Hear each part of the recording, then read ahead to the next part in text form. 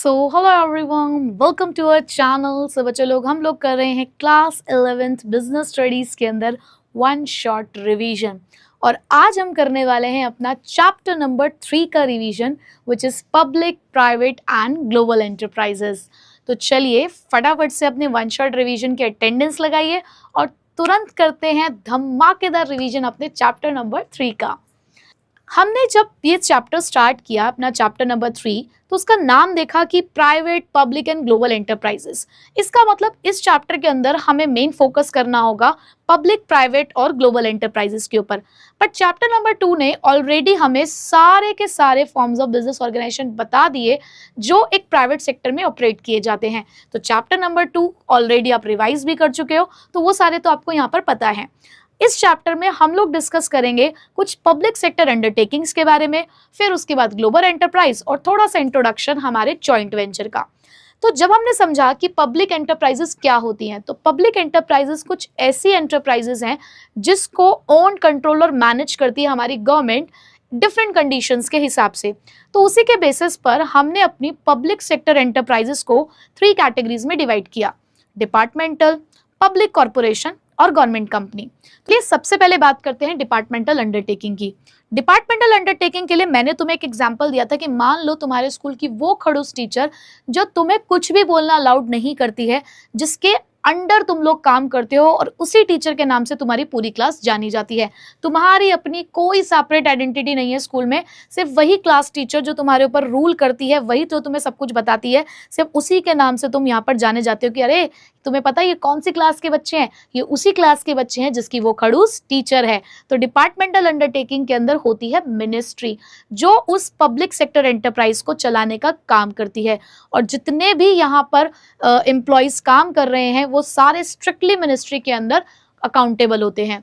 तो देखिए, पहली बात तो ये एक oldest form of public sector enterprise है जिसको ओन्ड, यानी कि जिसके अंदर पैसा लगा है, जिसको फाइनेंस करती है और जिसमें सारी एक्टिविटीज को कंट्रोल किया जाता है directly by the government as a part of ministry, जहां पर इनकी अपनी कोई सेपरेट लीगल एंटिटी नहीं होती, यानी कि आप सिर्फ और सिर्फ अपने उस मिनिस्ट्री के नाम से जाने जाते हैं।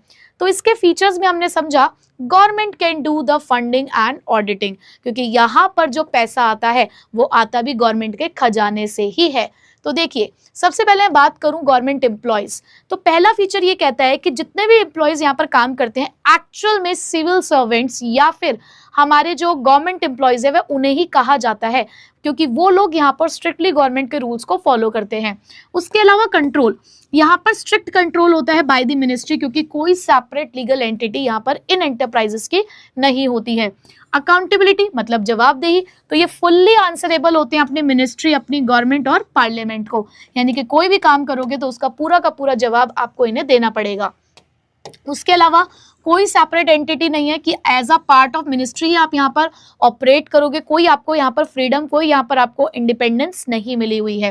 फंडिंग, सारा का सारा पैसा आता है गवर्नमेंट के ट्रेजर में, यानी कि पैसा कमाओगे तो वो गवर्नमेंट के खजाने में जाएगा, और अगर आपको अपने बिजनेस को चलाना है उसके लिए अगर आपको पैसा चाहिए तो वो भी गवर्नमेंट के ट्रेजर से ही आता है। तो रेवेन्यू भी ट्रेजर में जाएगा और पैसा एक्सपेंसेस के लिए भी आएगा भी वहीं से ही। ऑडिटिंग, यानी कि इनके अकाउंट्स होते हैं वो ऑडिट किए जाते हैं by the controller, auditor of general, ठीक है। और सारे के सारे जो अकाउंटिंग रूल्स है वो इनको यहाँ पर फॉलो करने होते हैं। उसके बाद बट अगर हम इनके मेरिट्स की बात करें तो कुछ फायदे भी हमें यहाँ पर देखने को मिलते हैं, जिसमें हम कहेंगे पब्लिक सीएनजी, जैसे कि सीएनजी हमारे लिए फायदेमंद है, ऐसे कहीं डिपार्टमेंट अंडरटेकिंग भी हमारे कुछ काम की है। तो यहाँ पर अगर हम कंट्रोल की बात करें तो सीधा मॉनिटर किया जा रहा है बाय द पार्लियामेंट, यानी कि कहीं ना कहीं एक कंट्रोलिंग अथॉरिटी है जो इनको भी देख रही है। पब्लिक अकाउंटेबिलिटी है, यानी कि सब कुछ ट्रांसपेरेंट है, यहाँ पे सारी रिस्पॉन्सिबिलिटी जो है वो इनकी बनती है। क्यों? क्योंकि ये अपनी पूरी पावर चलाकर काम करा रहे हैं। गवर्नमेंट ट्रेजर, जो रेवेन्यू है वो इनको गवर्नमेंट से आता है, मतलब इनको फाइनेंस के बारे में सोचने की जरूरत नहीं है कि पैसा कहाँ से आएगा, इनको पता है कि गवर्नमेंट बजट से इनके पास पैसा आ ही जाएगा। और हाँ, ऐसी जगहों पर ऐसे स्ट्रिक्ट कंट्रोल में हम ज़्यादातर उन्हीं पब्लिक सेक्टर अंडरटेकिंग्स को चलाते हैं जो हमारे नेशनल सिक्योरिटी के लिए बहुत ज़्यादा ज़रूरी है, जैसे कि हमारा डिफेंस। ऐसी चीज़ों को हम किसी और के हाथों में नहीं दे सकते, तो इसीलिए नेशनल सिक्योरिटी वाली पब्लिक सेक्टर अंडरटेकिंग्स ज़्यादातर डिपार्टमेंटल अंडरटेकिंग्स की तरह काम करती हैं, ठीक है। बट वहीं पे इसके कुछ डिमेरिट्स भी हैं, इसकी कुछ चुगलियां, इसकी कुछ बुराइयां भी हैं, जिसके लिए हम लोग कहते हैं लैक ऑफ फ्लेक्सिबिलिटी की वजह से डिपार्टमेंटल अंडरटेकिंग को कहो RIP। मतलब कि यहाँ पर फ्लेक्सिबिलिटी बिल्कुल भी नहीं है, क्योंकि यहाँ पर होते हैं कुछ स्ट्रिक्ट रूल्स जिसको हमें यहाँ पर फॉलो करना पड़ता है। ऑडिटिंग भी करानी पड़ रही है, अकाउंटेबिलिटी भी बहुत ज़्यादा सेट है, मिनिस्ट्री का पूरा जोर हमारे ऊपर चल रहा है, तो फ्लेक्सिबिलिटी यहाँ पर थोड़ी सी कम है कि यहाँ पर हमें अप्रूवल लेना पड़ता है हर एक चीज़ के लिए, पहले पूरा वो जो उनका एक प्रोसेस उसको फॉलो करना पड़ेगा टू टेक एनी डिसीजन। तो अप्रूवल में यहाँ पर टाइम लग जाता है, जिससे हम डिले इन डिसीजन मेकिंग को फेस करते हैं। अनेबल टू टेक रिस्क, अब क्योंकि ये ना बहुत ही पुरानी फॉर्म ऑफ बिजनेस ऑर्गेनाइजेशन है और मतलब पब्लिक सेक्टर अंडरटेकिंग है जहां पर पुराने तरीके से ही काम किया जाता है, तो ये लोग रिस्क नहीं लेना चाहते। इनको लगता है कि ठीक है यार, जैसा चल रहा है वैसे चलने दो, कोई भी नई चीज़ हम यहाँ पे इन्वॉल्व नहीं करेंगे जिससे हो सकता है कि कुछ गलत हो जाए। तो मतलब रिस्क टेकिंग नहीं होती है, ये बहुत ज़्यादा रिस्क लेना, ये जो बहुत ज़्यादा रिस्क लेना ये अवॉइड करते हैं, तो ये इनोवेशंस को भी अवॉइड कर देते हैं। रेड टेपिज्म है यहाँ पे, क्योंकि बहुत ज़्यादा यहाँ पर पेपर वर्क होता है, आप इनोवेशन आने नहीं दे रहे हो, इसका मतलब इलेक्ट्रॉनिक मीडिया यहाँ पर बहुत ज़्यादा इस्तेमाल नहीं होता होगा, जो और भी हमारे पास ऐसे टूल्स हैं जिससे काम आसान हो सकता है वो आप नहीं फॉलो करते होगे। तो एक्सेसिव पेपर वर्क है जो यहाँ पर इन्वॉल्व होता है, बहुत सारी फॉर्मेलिटीज़ होती हैं यहाँ पर। इनसेंसिटिव है कंज्यूमर्स के लिए, क्योंकि ठीक है आप पब्लिक के लिए यहाँ पर बहुत सारी ऐसी चीज़ें जो पब्लिक के लिए की जा रही है, पब्लिक वेलफेयर के लिए की जा रही है, बट कई हद तक वो चीज़ें क्योंकि आप इनोवेशन नहीं लेकर आ रहे, आप बहुत सारी फॉर्मेलिटीज़ लेकर आते हो, बहुत ज़्यादा फंडिंग भी नहीं मिलती है यहाँ से, तो ऐसे में कहीं ना कहीं जो क्वालिटी है वो सफ़र करती है। और क्योंकि जब भाई जो बंदा पैसा लगाएगा वो इंटरफेयर तो करेगा, तो पॉलिटिकल इंटरफेरेंस यहाँ पर बहुत ज़्यादा होता है, जिसकी वजह से जो डिसीजन है वो कई बार जो पार्टीज हैं उनकी वजह से इन्फ्लुएंस्ड हो जाते हैं। ठीक है, जैसी पार्टी फिर उसी के हिसाब से यहाँ पर काम होना शुरू हो जाता है। ठीक है, तो पॉलिटिकल इंटरफेरेंस बहुत रहता है। तो ये तो हमने बात करी डिपार्टमेंटल अंडरटेकिंग की। अब बात करते हैं हमारी स्टैट्यूटरी कॉर्पोरेशन, जिसको हम पब्लिक कॉर्पोरेशन भी कहते हैं। तो पब्लिक एंटरप्राइजेस जो हैं वो चलाई जाती हैं by the special act of parliament. ठीक है, यानी कि यहाँ पर कुछ एक्ट्स होंगे, आपके खुद के अपने रूल्स होंगे, आप अपने अकॉर्डिंग अपने बिजनेस को यहाँ पर चलाएंगे। कोई मिनिस्ट्री का बोलबाला नहीं होगा यहाँ पर, आपको एक सेपरेट एंटिटी मिलेगी, आप अपने नाम से, अपने एक्ट से, अपने रूल से जाने जाएंगे। ठीक है, तो कई हद तक आपको पता चल पा रहा होगा कि यहाँ पर फ्रीडम जो है वो डिपार्टमेंटल अंडरटेकिंग से ज़्यादा है। भले यहाँ पर भी गवर्नमेंट इन्वॉल्व होगी, बट हम कह सकते हैं कि चलो उससे तो थोड़ी सी ज़्यादा हमें फ्रीडम यहाँ पर मिल रही है। तो पब्लिक एंटरप्राइजेस को क्योंकि स्पेशल एक्ट ऑफ पार्लियामेंट के थ्रू बनाया गया है, जिसके अंदर आप लिखते हैं अपनी पावर, अपने फंक्शन की, आप क्या काम करेंगे, एम्प्लॉय से रिलेटेड रूल्स, रिलेशनशिप्स कैसे होंगे गवर्नमेंट के साथ, वो सारी चीज़ें आप यहाँ पर लिखेंगे और आपका रजिस्ट्रेशन होगा अपने उस पर्टिकुलर एक्ट के अंदर। तो इसीलिए आपको यहाँ पर मिलेगी सेपरेट लीगल एंटिटी और कई हद तक फाइनेंशियल इंडिपेंडेंस। ठीक है, फीचर क्या है? फीचर के लिए ये कह देते हैं no ex, no girlfriend, no special friend. ठीक है, हम तो यहाँ पर भैया सीधे साधे लोग हैं। तो यहाँ पर काम करने वाले एम्प्लॉयज, पहली बात तो कोई सिविल सर्वेंट्स नहीं होते, इनको आप सिविल सर्वेंट्स नहीं कहते, एक नॉर्मल एम्प्लॉयज होते हैं। सिविल सर्वेंट्स, गवर्नमेंट एम्प्लॉयज सिर्फ डिपार्टमेंटल वाले ही होते हैं, तो ये कोई गवर्नमेंट सर्वेंट्स नहीं है। इनको एग्जेम्पशन मिला हुआ है फ्रॉम द अकाउंटिंग रूल्स। जिस तरीके से डिपार्टमेंटल वालों को सारे अकाउंटिंग रूल्स को फॉलो करना है, ऐसे कोई अकाउंटिंग रूल्स इन्हें फॉलो नहीं करना, इनका अपना ऑडिट सिस्टम होता है। गवर्नमेंट की ऑनरशिप जरूर है यहाँ पर, ये fully owned by the government है, यानी कि पैसा गवर्नमेंट का जरूर लगा हुआ है, बट बहुत ज्यादा गवर्नमेंट का इंटरफेरेंस नहीं है। क्यों? क्योंकि सेपरेट लीगल एंटिटी है। फाइनेंशियल इंडिपेंडेंस इसीलिए है क्योंकि गवर्नमेंट के खजाने से पैसा नहीं लेते, ये खुद काम करते हैं। ठीक है, गवर्नमेंट ने पैसा लगाया है, बट ये खुद काम करते हैं, खुद भी अपना रेवेन्यू जो है वो अर्न करते हैं, तो इंडिपेंडेंटली ये अदर सोर्सेज से भी फंड रेज कर सकते हैं। सेपरेट लीगल एंटिटी है, यानी कि इनके ऊपर कोई केस फाइल कर सकता है, ये किसी पे केस फाइल कर सकते हैं, अपने नाम से प्रॉपर्टी ले सकते हैं, कॉन्ट्रैक्ट्स में एंटर कर सकते हैं जिसमें गवर्नमेंट का इन्वॉल्वमेंट नहीं होगा। फॉर्मेशन बनाए जाते हैं by the special act of parliament. उसके बाद इनके भी कुछ फायदे हैं, जैसे कि PF एड्स ऑपरेशन। ठीक है, तो यहाँ पर है ऑपरेशनल फ्लेक्सिबिलिटी, क्योंकि गवर्नमेंट का बहुत ज़्यादा इन्वॉल्वमेंट नहीं है, तो यहाँ पे क्विक डिसीजन लिए जा सकते हैं, क्योंकि हमें यहाँ पर पूरा वो चेन फॉलो नहीं करना है। फाइनेंशियल फ्रीडम है, क्योंकि यहाँ पर आप जो फंड्स हैं वो अपने हिसाब से, अपना कमाया हुआ पैसा इंसान अपने हिसाब से इस्तेमाल कर सकता है, बट वहीं पे दूसरों का पैसा अगर आप इस्तेमाल करोगे तो फ्रीडम नहीं मिलेगी। पॉलिसी मेकिंग पावर आपके खुद के हाथ में है, क्योंकि आप एक एक्ट के थ्रू अपना बिजनेस चलाते हो, आपने अपना सेपरेट एक्ट मेंटेन करते हो, तो खुद की पॉलिसीज, खुद के रूल्स आप यहाँ पर बना सकते हो। उसके अलावा कहीं ना कहीं इकोनॉमिक ग्रोथ में आप वर्क करते हो, क्योंकि यहाँ पर क्वालिटी बेटर होती है as compare to the departmental undertaking. तो यहाँ पे गवर्नमेंट का सपोर्ट भी है, प्लस कॉर्पोरेट वाली एफिशिएंसी भी है, यानी कि एज अ सेपरेट कंपनी भी आप काम कर रहे हो, प्लस गवर्नमेंट भी आपके साथ में खड़ी हुई है। तो इसलिए यहाँ पर आप इकोनॉमिक ग्रोथ में बेटर तरीके से कंट्रीब्यूट कर सकते हो। बट वहीं कहीं ना कहीं कुछ लिमिटेशंस इसकी भी हैं, तो इसके भी कुछ डिमेरिट्स हैं, जैसे कि क्या, गवर्नमेंट की LCD, मतलब कि लिमिटेड फ्लेक्सिबिलिटी है। अब ऐसा भी मत सोचो कि तुम पूरे आजाद पंछी हो गए हो, पूरे आजाद पंछी तो तुम यहाँ पर भी नहीं हुए।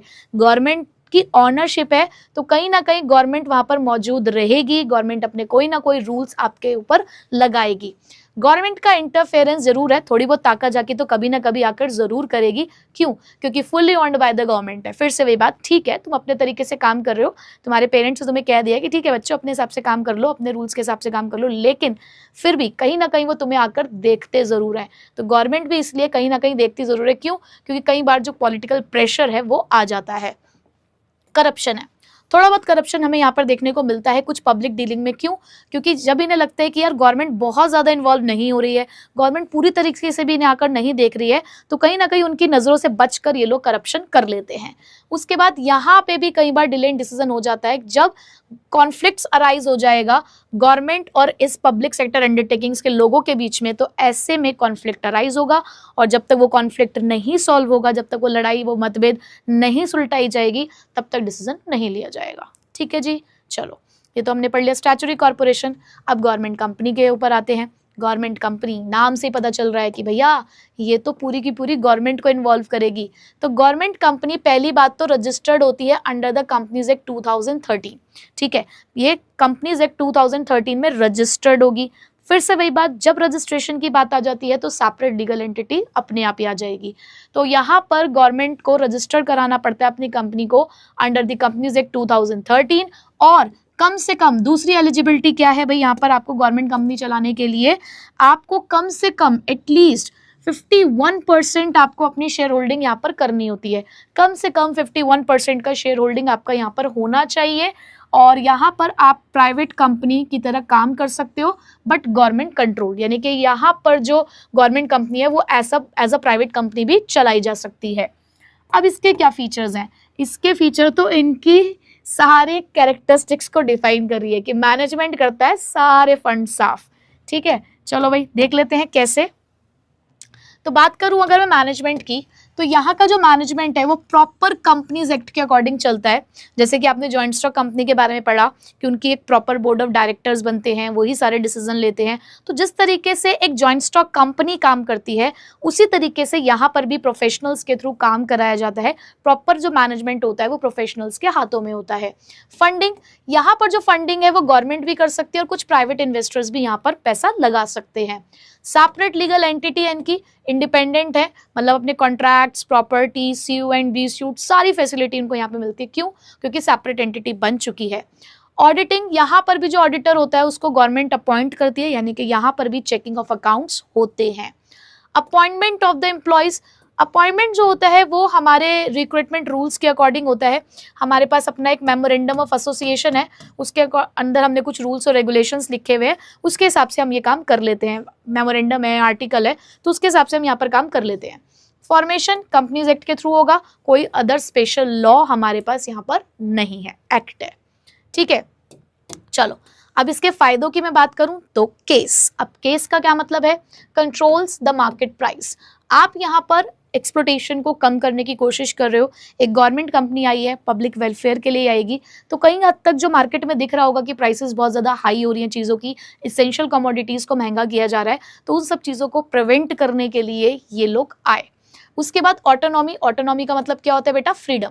अब क्योंकि इनका तो एक्ट ही अपना अलग हो गया, कोई गवर्नमेंट का कोई फर्दर ऐसा इन्वॉल्वमेंट नहीं है, तो यहाँ पर ऑटोनॉमी यानी कि पॉलिटिकल डिले कम है, क्योंकि यहाँ पर पॉलिटिकल पार्टीज का इंटरफेरेंस यहाँ पर कम होता है। सेपरेट लीगल एंटिटी हो जाने की वजह से आज़ादी से काम कर सकते हो, इंडिपेंडेंटली वर्क कर सकते हो। फॉर्मेशन आसान है क्योंकि रजिस्ट्रेशन आप इजीली कर पाएंगे, सारे रूल्स आपको पता है, कंपनीज एक्ट ने क्या क्या बता रखा है कि किस तरीके से कंपनी को खोला जाता है, तो उस तरीके से बहुत ज़्यादा गवर्नमेंट का इन्वॉल्वमेंट नहीं है और उसके अलावा आप अपना कंपनी जो है अच्छे से खोल सकते हैं। बस ध्यान रखना है कि 51% शेयर जो है वो हमारी जो गवर्नमेंट है उनके नाम पर होना चाहिए, ठीक है। अब चाहे वो स्टेट हो, सेंट्रल हो, या दोनों का मिला जुला कर। उसके बाद डिमेरिट क्या है? डिमेरिट वही है लैक ऑफ गवर्नमेंट कंट्रोल, मतलब गवर्नमेंट का डोमिनेंस तो कहीं हट नहीं सकता। कई बार जो हम फ्रीडम दे रहे हैं, बार बार सभी चीज़ों में हम कह रहे हैं कि यहाँ फ्रीडम है वहाँ फ्रीडम है, लेकिन डिमेरिट में आ ही जाता है कि गवर्नमेंट का इंटरफेरेंस है। क्यों? पब्लिक सेक्टर एंटरप्राइज है और पब्लिक सेक्टर एंटरप्राइजेस चलाती ही हमारी गवर्नमेंट है, तो वो भले ही कहेगी, एक में तो उसने साफ साफ आगे कह दिया, बिल्कुल सीधी बात कही डिपार्टमेंटल में, जब हम पूरा कंट्रोल करेंगे। दूसरे वाले में उसने कहा कि जी आप अपने हिसाब से काम कर लो, हम तो पर्दे के पीछे रहेंगे, लेकिन बार बार वो पर्दा हटा देते हैं और पर्दे हटाकर सामने आते हैं और इंटरफेरेंस करते ही हैं। यहाँ पर गवर्नमेंट कंपनी के अंदर भी वो कह रहे हैं कि नहीं जी आपकी फ्रीडम है, आपका एक्ट है, अपने अकॉर्डिंग काम करो, लेकिन वो 51% शेयर की जो होल्डिंग है ना, वो बार बार उन्हें याद दिलाती है कि अरे मालिक तो तू ही है, चलानी तो तुझे ही अपनी। तो इसीलिए बार बार आपको डिमेरिट में देखने को मिल रहा है हर एक एंटरप्राइजेस के अंदर कि गवर्नमेंट इंटरफेरेंस है, लिमिटेड ही इंडिपेंडेंस आपने यहाँ पर दे रखी है। लैक ऑफ अकाउंटेबिलिटी है क्योंकि अपने खुद के ऑडिटिंग सिस्टम सेटअप कर रहे हैं, फुल्ली पार्लियामेंट को आंसरेबल भी क्योंकि ये लोग नहीं होते हैं। तो कंट्रोल बाय द गवर्नमेंट तो है क्योंकि ब्यूरोक्रेटिक जो है कई बार वो यहाँ पर आके इंटरफेयर करते हैं किसी मेजर इशू के ऊपर, जहाँ पर फिर डिले हो जाते हैं, ठीक है। तो कुछ बेसिक पॉइंट्स तो ऐसे हैं जो आपको सब में देखने को मिल रहे होंगे। तो चलो एक बार फिर से तीनों को रिवाइज करते हैं with the help of difference. देखिए सबसे पहले फॉर्मेशन, इन्हें बनाया जाता है as a department of the ministry, जहाँ पर सारे डिसीजन जो है वो गवर्नमेंट लेगी। Statutory corporation special act of parliament से बनाई जाती है, जहाँ पर अपना खुद का आपका एक स्टेट का लॉ है, एक स्पेशल लेजिस्लेचर है आपका, जो आपकी पावर और फंक्शंस को डिफाइन करता है। गवर्नमेंट कंपनी जिसको under the companies act 2013 registered कराया जाता है, या एनी अदर प्रीवियस लॉ। उसके बाद ऑनरशिप, यहाँ पे पूरी तरीके से गवर्नमेंट है, यहाँ भी पूरी तरीके से गवर्नमेंट है, और यहाँ पे एटलीस्ट 51% तो गवर्नमेंट है ही, ठीक है। उसके बाद नेक्स्ट लीगल स्टेटस, हमारे डिपार्टमेंटल का तो कोई सेपरेट लीगल स्टेटस नहीं होता है, ये तो गवर्नमेंट की तरह, गवर्नमेंट के पार्ट की तरह ही वर्क करती हैं, बट येस इनका एक लीगल स्टेटस है, लगातार चलती रहती हैं और अपना खुद का कॉमन सील यानी कि अपना खुद का एक सिग्नेचर इनके पास है, अपनी आइडेंटिटी है। यहाँ भी सेपरेट आइडेंटिटी है जो कि आपको गवर्नमेंट से अलग करती है। फंडिंग, पैसा कहाँ से आता है? यहाँ तो पूरा का पूरा पैसा गवर्नमेंट के ट्रेजरी यानी कि बजट से आता है। यहाँ पे गवर्नमेंट की कैपिटल लगी हुई है, बट इनके खुद के पैसे भी हैं जो ये काम करके कमाते हैं। यहाँ पे गवर्नमेंट ने इन्वेस्टमेंट कर रखी है, बट फंड जो है वो पब्लिक या अदर सोर्सेज से भी आ सकता है, यानी कि यहाँ पर पैसे आने के बहुत ज़्यादा चांसेस हैं अलग अलग एरिया से। मैनेजमेंट, यहाँ तो पूरे गवर्नमेंट ऑफिशियल्स ही मैनेज करते हैं, मिनिस्टर इसको हेड करते हैं। यहाँ पर मैनेजमेंट होता है by the board of directors, जो भी एक्ट के अंडर अपॉइंट किए गए होंगे, बट यहाँ पे मैनेज किया जाता है बोर्ड ऑफ डायरेक्टर्स जो गवर्नमेंट ने कंपनीज एक्ट के अकॉर्डिंग यहाँ पर अपॉइंट किए होंगे। उसके बाद अकाउंटेबिलिटी की अगर मैं बात करूँ तो यहाँ पर तो भैया डायरेक्टली आपको पार्लियामेंट को अकाउंटेबल होना पड़ेगा या स्टेट लेजिस्लेचर को, बट यहाँ पर जो अकाउंटेबिलिटी है वो पार्लियामेंट के थ्रू भी है, एनुअल रिपोर्ट्स भी बनानी है, स्टेट लेजिस्लेचर भी है, यहाँ पर भी सारी चीज़ें मेंटेन करनी पड़ती हैं। यहाँ पर आप अकाउंटेबल हो सिर्फ गवर्नमेंट को, बट कंपनीज एक्ट के प्रोविजन को आप यहाँ पे बहुत ज़्यादा फॉलो करेंगे। उसके बाद ऑडिटिंग की अगर मैं बात करूं तो यहाँ पर आपका CAG यानी कि कॉम्पिट्रोलर एंड द ऑडिटर जनरल जो है वो इंडिया का ऑडिट करता है इसको। यहाँ पर भी ऑडिटिंग CAG के थ्रू है, लेकिन हाँ आपको जितनी भी आपकी ऑडिटिंग रिपोर्ट्स है वो पार्लियामेंट के सामने सबमिट करनी पड़ती है, बट हाँ ऑडिटिंग रूल्स आपको एज सच इतने यहाँ पर फॉलो नहीं करने पड़ते। यहाँ पर ऑडिटिंग होगी कंपनीज एक्ट के अकॉर्डिंग, जिसमें कहीं ना कहीं CAG यहाँ पर भी इन्वॉल्व होता है। तो ऑडिटिंग होती है, कुछ लोग अपने ऑडिटिंग रूल्स के हिसाब से कर रहे हैं, कुछ लोग जो गवर्नमेंट के ऑडिटिंग रूल्स है उसके हिसाब से काम कर रहे हैं। ऑटोनॉमी यानी कि फ्रीडम की अगर मैं बात करूं तो यहाँ पे तो बहुत ही कम फ्रीडम है, क्योंकि बहुत ज़्यादा स्ट्रिक्ट रूल्स और प्रोसीजर है। यहाँ पे फ्रीडम ज़्यादा है as compare to the departmental, but day to day interference में तो गवर्नमेंट नहीं है, बट मेन इश्यूज़ में गवर्नमेंट आ जाती है। यहाँ पे थोड़ी सी मॉडरेट ऑटोनॉमी यानी कि फ्रीडम है, क्योंकि हम कंपनीज एक्ट को फॉलो करते हैं, बट येस कहीं ना कहीं गवर्नमेंट का इन्फ्लुएंस है जब गवर्नमेंट पॉलिसीज डिसाइड की जा रही होती हैं, ठीक है। एग्जाम्पल्स आप लोगों के सामने हैं, Indian railways, post and telegraph, LIC है, एयर इंडिया बिफोर प्राइवेटाइजेशन की यहाँ पे बात कर रहे हैं, और इसके अंदर ONGC और हमारा steel authority of India limited. ठीक है, चलिए अब बात करते हैं ग्लोबल एंटरप्राइजेस की। ग्लोबल एंटरप्राइजेस जिसको हम मल्टीनेशनल कंपनीज भी कहते हैं, कुछ ऐसी कंपनीज जो एक ही नेशन नहीं अलग अलग कंट्रीज में जाकर काम करती हैं, जिन्होंने अपने बिजनेसेस सेटअप कर रखे हैं अलग अलग एरियाज में। जहाँ पे मैंने आपको एग्जांपल दिया था कि मान लो कि यहाँ पर एक हेड ऑफिस होता है जो एक कंट्री में होगा, यानी कि पेरेंट्स एक कंट्री में, उन्होंने अपने बच्चे भेज रखे हैं कि जाओ बच्चों जाओ और पैसा कमाओ। तो ये जो अलग अलग देशों में उन्होंने अपनी ब्रांचेस सेटअप कर रखी हैं, वही है हमारी ग्लोबल एंटरप्राइजेस, जिसका अपना एक मेन हेड होता है अपनी खुद की होम कंट्री के अंदर। ठीक है, तो ये वो लार्ज कंपनीज हैं जो ऑपरेट करती हैं मल्टीपल कंट्रीज के अंदर, जहाँ पर उनका जो हेड क्वार्टर है वो एक होम कंट्री के अंदर होगा, बट इनकी जो ब्रांचेज होंगी वो वर्ल्ड वाइड होंगी। ठीक है, अब इसके फीचर्स के लिए हम लोगों ने पढ़ा था huge pace for the expansion. इनके पास है वो पेस की ये एक्सपेंड कर सकती हैं। क्यों? क्योंकि इनके पास होता है ह्यूज कैपिटल रिसोर्स, इनको बहुत आसानी से पैसा मिल जाता है। भाई मल्टीनेशनल कंपनीज हैं तो बहुत सारे इन्वेस्टर्स, बैंक्स, फाइनेंशियल इंस्टीट्यूशंस यहाँ पर पैसा लगाने में इंटरेस्टेड रहते हैं, तो इनको पैसों की तो कोई कमी नहीं होती, क्योंकि इनके पास फंडिंग अच्छी खासी होती है। और पैसा हो जाने की वजह से प्रोडक्ट इनोवेशन करना इनके लिए आसान है, क्योंकि इनके पास होती है स्ट्रॉन्ग R&D यानी कि रिसर्च एंड डेवलपमेंट। अब क्योंकि इनके पास पैसा है तो ये ज़्यादा से ज़्यादा रिसर्च और डेवलपमेंट में पैसा खर्च कर सकती हैं और नए नए मैथड्स, नए नए टेक्निक्स को डेवलप कर सकती हैं to produce any product.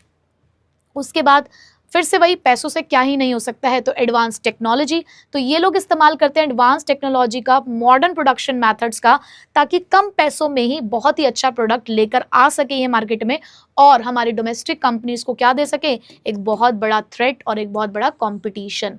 But इनका जो कंट्रोल होता है वो सेंट्रलाइज्ड होता है, मतलब कि जो सारे डिसीजन मेकिंग होते हैं वो हेडक्वार्टर में ही होंगे, वहीं पे सारी पॉलिसीज डिसाइड होगी, जिसको बता दिया जाएगा अलग अलग ब्रांचेस को। तो हेडक्वार्टर ही सारी पॉलिसीज को यहाँ पर सेट करता है।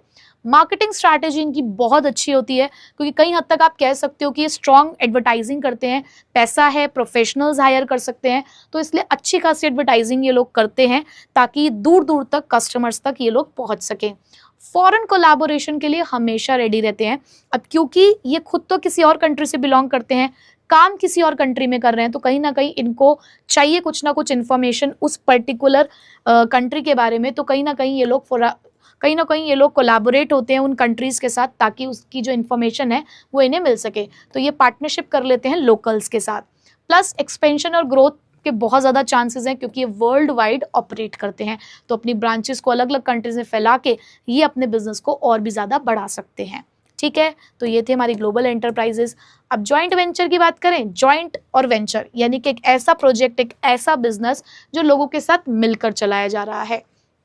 तो जॉइंट वेंचर का मतलब होता है जहाँ पे दो या दो से ज़्यादा बिजनेसेस मिलकर आपस में मिलते हैं एक कॉमन गोल के लिए, और आपस में शेयर करते हैं अपने रिसोर्सेज, रिस्क और प्रॉफिट। ठीक है, यानी कि मिलकर काम करना इज जॉइंट वेंचर। तो दो तरीके के जॉइंट वेंचर जनरली हमने यहाँ पर पढ़े, कॉन्ट्रैक्चुअल और इक्विटी बेस्ड। जब कॉन्ट्रैक्चुअल की बात होती है तो कॉन्ट्रैक्चुअल का मतलब होता है कि यहाँ सिर्फ एक एग्रीमेंट है, कोई नई एंटिटी हमने नहीं बनाई है, बस हमने एक एग्रीमेंट बना लिया है और उसी के हिसाब से आपस में आ गए हैं अपनी अपनी कंपनीज को लेकर, कोई नया बिजनेस हमने यहाँ पे स्टार्ट नहीं किया। But equity based joint venture के अंदर नई कंपनी बनती है, ऑनरशिप को यहाँ पर शेयर भी किया जाता है। ठीक है, अब इसके बेनिफिट्स क्या है? इसके बेनिफिट्स की अगर मैं बात करूं, सो लेट AI इनोवेट। आए इसलिए है कि चलो एडवांस टेक्नोलॉजी का इस्तेमाल करेंगे। तो यहाँ पे लो कॉस्ट ऑफ प्रोडक्शन, क्योंकि देखो एक दूसरे का रिसोर्सेज का इस्तेमाल करते हैं। जैसे कि दो कंपनीज आपस में जुड़ी, उन्होंने कहा देखो तुम्हारे पास सस्ती लेबर है, हमारे पास टेक्नोलॉजी है, चलो आपस में आते हैं और सस्ती लेबर और एडवांस टेक्नोलॉजी का इस्तेमाल करते हैं। तो ऐसे में जो कॉस्ट ऑफ प्रोडक्शन है वो क्या हो जाता है? कम, क्योंकि आपस में एक दूसरे के रिसोर्सेज को यूज कर रहे हैं। अब एस्टैब्लिश ब्रांड नेम, अब क्या होता है कि किसी एक कंपनी ने अपना ब्रांड नेम ऑलरेडी एस्टैब्लिश कर रखा है, दूसरी कंपनी उसके साथ अगर आकर जुड़ रही है तो आपको बेनिफिट मिल रहा है उनके ब्रांड नेम का। तो यहाँ पर आप जो है वो लोकल गुडविल का फायदा उठा सकते हैं, उसकी हेल्प से आप अपने बिजनेस को और भी आगे बढ़ा सकते हैं। टेक्नोलॉजी एक्सेस, कि भाई यहाँ पर क्या है कि हमारे पास ना मार्केट है, कस्टमर है, बट हमारे पास एडवांस टेक्नोलॉजी नहीं है, तो हम एक ऐसे बिजनेस के साथ कोलैबोरेट हो गए जिनके पास एडवांस टेक्नोलॉजी थी, तो फिर हम उनकी टेक्नोलॉजी को एक्सेस यानी कि यूज कर सकते हैं। Access to the new market. But वहीं पे मान लो कोई ऐसी कंपनी है जो बाहर की कंपनी है, वो हमारे साथ आके कोलैबोरेट हो रही है और हमारी इंफॉर्मेशन हमारी मार्केट का इस्तेमाल कर रही है कि देखो आपके लिए तो हमारी मार्केट नहीं है। तो इस तरीके से जॉइंट वेंचर के थ्रू हम नई नई मार्केट्स को इस्तेमाल कर सकते हैं अपने लोकल पार्टनर की हेल्प से। इंक्रीज रिसोर्सेज, पहले हम अकेले थे, अब हमारे साथ आके कोई जुड़ गया है, तो ऐसे में हमारे रिसोर्सेज बढ़ गए। तो यहाँ पर जो है इंक्रीज रिसोर्सेज का आपको इस्तेमाल करने को मिलता है, क्योंकि आप दोनों की स्ट्रेंथ यहाँ पे क्या हो जाएगी, कंबाइन हो जाएगी। इनोवेशन के चांसेस तो हैं कि जब आप नई नई टेक्नोलॉजी का इस्तेमाल कर रहे हो, पैसा आपके पास बढ़ गया है, कॉस्ट प्रोडक्शन आपकी कम आ रही है, तो नए प्रोडक्ट्स और नए आइडियाज आपके पास आएंगे जिससे आप इनोवेट कर सकते हो नई नई चीज़ों को। ठीक है, तो ये फीचर्स हो गए, ये बेनिफिट्स हो गए हमारे जॉइंट वेंचर के। अब आखिरी टॉपिक हमारा public private partnership. Public enterprise भी पढ़ ली भाई, प्राइवेट एंटरप्राइज भी पढ़ ली, अब दोनों की पार्टनरशिप पढ़नी बाकी है, जो हमने सेकेंड चैप्टर में पार्टनरशिप पढ़ा था उसके हिसाब से। अब क्या होता है कि कई बार हमें प्राइवेट सेक्टर की एक्सपर्टीज चाहिए, पब्लिक सेक्टर का साथ चाहिए थोड़ी सी फंडिंग के लिए, और कुछ ऐसे प्रोजेक्ट्स हैं जहां पर गवर्नमेंट का साथ चलना जरूरी भी है। तो पब्लिक प्राइवेट पार्टनरशिप होती है कि प्राइवेट सेक्टर और पब्लिक सेक्टर अब मिलकर आपको कुछ फैसिलिटीज प्रोवाइड करना चाहते हैं। So it is the collaboration between the government and the private firms for the infrastructure. ज्यादातर इंफ्रास्ट्रक्चर या सर्विस प्रोजेक्ट्स के लिए ही ये पार्टनरशिप की जाती है। फायदे क्या है, एग्जीक्यूशन अच्छा हो जाता है, सस्ते में एग्जीक्यूशन कर पा रहे हो, एफिशिएंटली आप एग्जीक्यूशन कर पा रहे हो क्योंकि एक दूसरे के रिसोर्स इस्तेमाल कर रहे हो। गवर्नमेंट का बर्डन कम हो जाएगा क्योंकि उन्हें पता है कि आपने खुद ने प्राइवेट को इन्वॉल्व किया है क्योंकि आपको उनकी मदद चाहिए। प्राइवेट टेक्नोलॉजी और मैनेजमेंट आपको यहाँ पे देखने को मिलता है क्योंकि प्राइवेट एंटरप्राइजेस के पास प्रोफेशनल्स होते हैं। उसके अलावा अब क्योंकि आपने प्राइवेट सेक्टर को इन्वॉल्व किया है तो सर्विस की जो क्वालिटी है वो भी यहाँ पर अच्छी देखने को मिलती है। But somehow few demerits are also there. तो वो डिमेरिट्स क्या है, कॉन्ट्रैक्ट्स जो होते हैं वो जनरली कॉम्प्लेक्स हैं, कई बार टर्म्स और कंडीशन जो होती हैं एक दूसरे की वो आपस में मैच नहीं हो पाती है, तो डिस्प्यूट हो जाता है और पार्टनरशिप नहीं हो पाती है। और profit versus public welfare conflict तो है, क्योंकि प्राइवेट सेक्टर को प्रॉफिट चाहिए, पब्लिक एंटरप्राइजेस को पब्लिक का वेलफेयर चाहिए, तो दोनों को एक साथ अलाइन करना इस पार्टनरशिप में ये एक बहुत बड़ा चैलेंज होता है। और कई बार हमारे जो प्रोजेक्ट फेलियर रिस्क हैं वो तो हमें देखने को मिलते ही हैं। ठीक है, तो इसी के साथ हम लोगों ने कंप्लीट किया अपना चैप्टर नंबर 3 का one shot revision. And I hope कि आपको अपने सारे कॉन्सेप्ट्स फिर से यहाँ पे याद आ गए होंगे और ये रिवीजन ने आपको बहुत ज़्यादा हेल्प करी होगी। तो चलिए अब इसको और अच्छे से प्रिपेयर कर लीजिएगा with the help of some case study, और अपने कुछ क्वेश्चंस को लिखना मत भूलिएगा।